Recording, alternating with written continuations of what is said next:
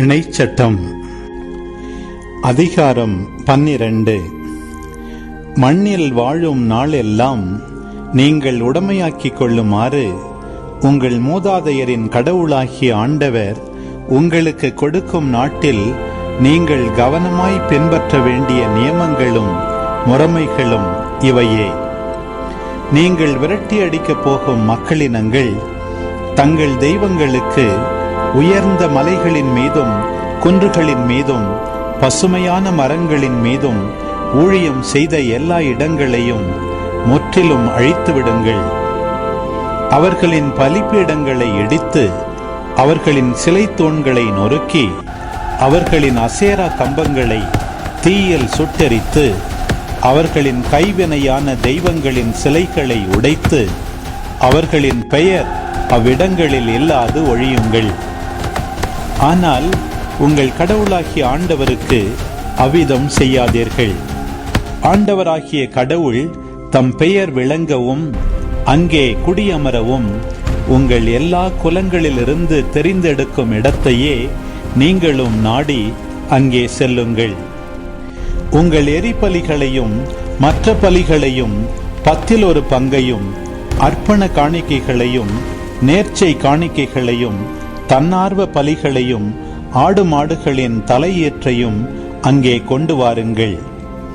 அங்கே உங்கள் கடவுளாகிய ஆண்டவர் முன்னிலையில் உண்பீர்கள். உங்கள் உழைப்பின் பயனும் உங்கள் கடவுளாகிய ஆண்டவரால் ஆசி பெற்றதும் ஆகிய எல்லாவற்றுக்காகவும் நீங்களும் உங்கள் வீட்டார் அனைவரும் மகிழ்வீர்கள். இந்த நாள்களில் இங்கே நாம் செய்வது போல ஒவ்வொருவரும் தம் பார்வையில் சரியென தோன்றுவதை செய்ய வேண்டாம். ஏனெனில் உங்கள் ஆண்டவராகிய கடவுள் கொடுக்க போகும் உரிமை சொத்துக்கும் ஓய்வுக்கும் இன்னும் நீங்கள் போகவில்லை.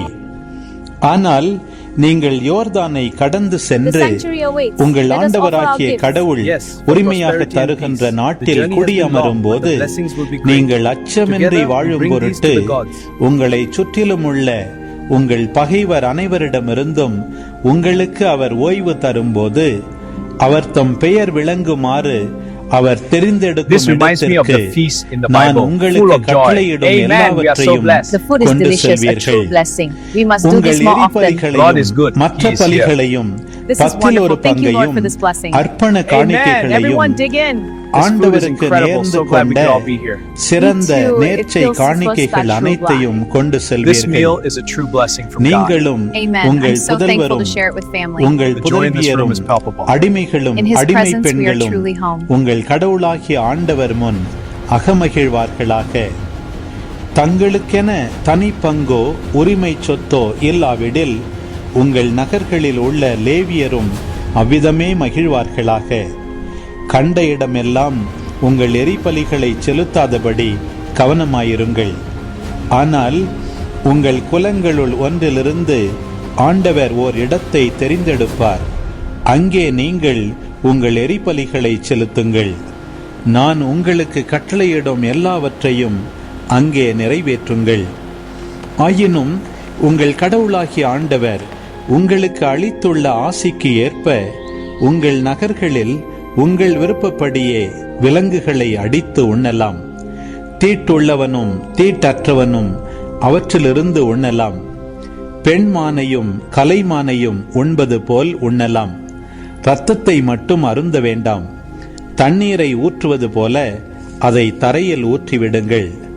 உங்கள் விளைச்சலின் 10 பங்கிலிருந்தோ திராட்சை ரசத்திலிருந்தோ ஆடு மாடுகளின் தலையீற்றுகளிலிருந்தோ நீங்கள் நேர்ந்து கொண்ட சிறந்த நேர்ச்சை காணிக்கைகளிலிருந்தோ உங்கள் தன்னார்வ பலிகளிலிருந்தோ உங்கள் அர்ப்பண பலிகளிலிருந்தோ எதையும் எடுத்து உங்களது நகரில் உண்ண வேண்டாம்.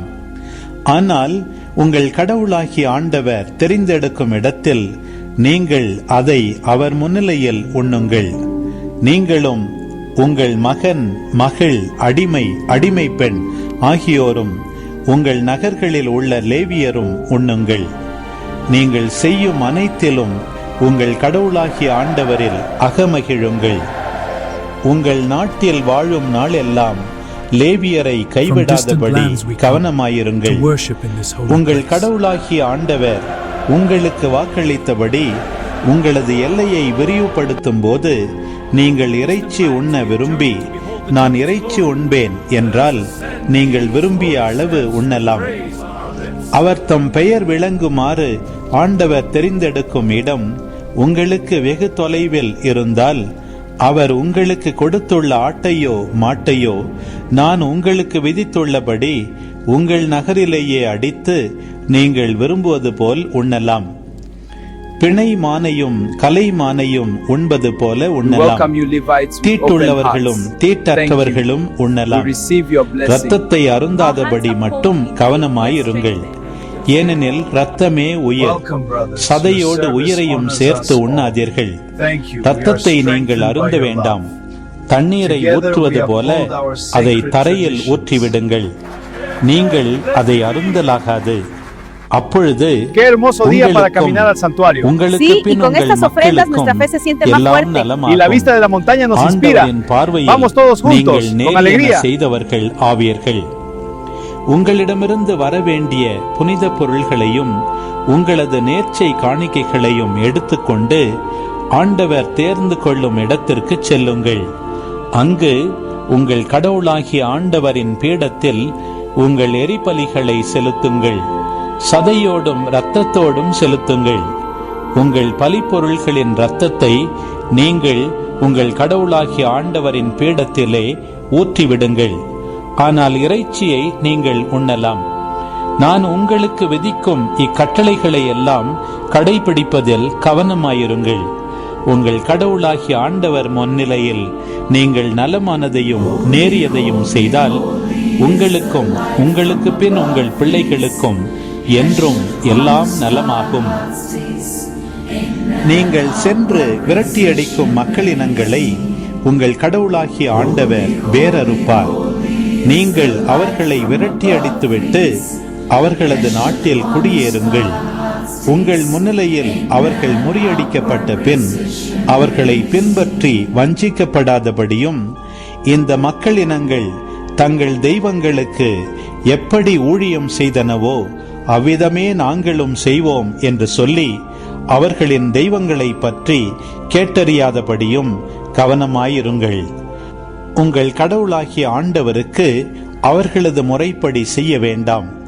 ஏனெனில் ஆண்டவர் வெறுக்கும் எல்லா அருவருப்பானவற்றையும் அவர்களுடைய தெய்வங்களுக்கு அவர்கள் செய்தார்கள். தங்கள் புதல்வரையும் புதல்வியரையும் கூட அவர்களின் தெய்வங்களுக்கென நெருப்பில் சுட்டெரித்தார்கள். நான் உங்களுக்கு விதிக்கிற யாவற்றையும் கடைபிடிப்பதில் கவனமாயிருங்கள். அவற்றோடு எதையும் கூட்டவோ அவற்றிலிருந்து எதையும் குறைக்கவோ வேண்டாம். அன்பு உறவுகளே, இது உங்களுக்கான நேரம். இக்காணொளியில் ஒலி வடிவில் இணைச்சட்டம் 12ஆம் அதிகாரத்தை முழுமையாக பார்த்தும் கேட்டும் ஜெபித்தும் இருப்பீர்கள். இன்றைய இறைவார்த்தையின் அடிப்படையிலான கேள்வி: உங்கள் ஆண்டவராகிய கடவுள் கொடுக்கப் போகும் எதற்கும் இன்னும் நீங்கள் போகவில்லை. பதில்களை கமெண்ட்ஸில் பதிவு செய்யவும். இதுபோன்ற வீடியோக்களை தொடர்ந்து காண இந்த வலைத்தளத்தை சப்ஸ்கிரைப் செய்யவும். மேலும் லைக் கொடுத்து எங்களை ஊக்கப்படுத்தவும். இப்பதிவுகளை மற்றவரோடு பகிர்ந்து ஷேர் செய்து நாளும் திருவிவிலியத்தின் ஒரு அதிகாரத்தை வாசிக்கவும், கேட்கவும், பார்க்கவும் நீங்கள் உதவிடலாம். மீண்டும் அடுத்த காணொளியில் சந்திப்போம். இந்த நாள் இனிய நாளாய் அமையட்டும். இறைவன் உங்களை ஆசீர்வதிக்கட்டும்.